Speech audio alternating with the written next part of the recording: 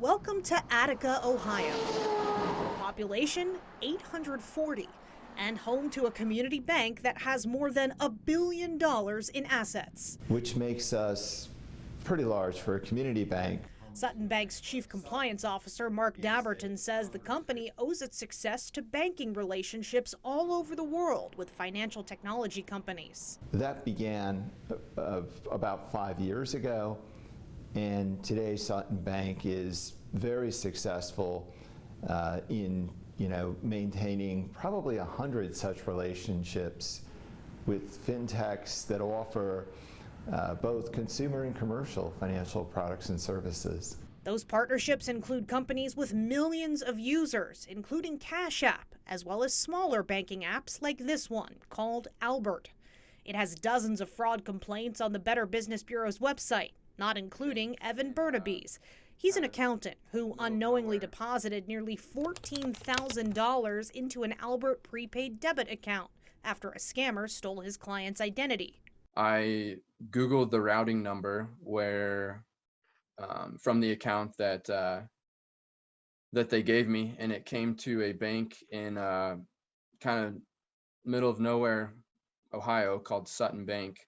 Burnaby says Sutton's fraud department gave him a number for Albert's customer service, something Dabberton says Sutton is required to do when someone calls about one of its fintech partners. So for our card product, it is a legal requirement that in all cases a phone number be provided.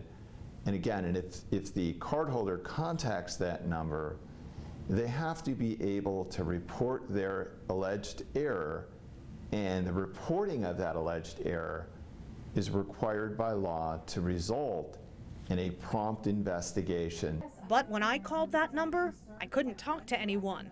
To chat with customer support, email us at support@albert.com. Dabberton was not able to tell me about any dialogue Sutton may or may not be having with Albert. We do our best to make sure that we're dealing with good players.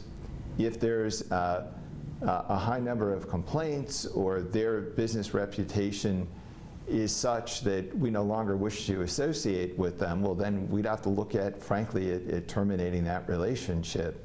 Has that ever happened?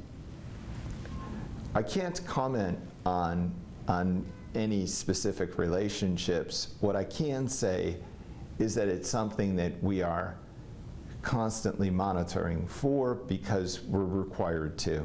I'm not asking you to name names, but just has it ever come to that in any of your dozens of relationships? Let's put it this way: are there relationships that we did not enter into on that basis? Yes.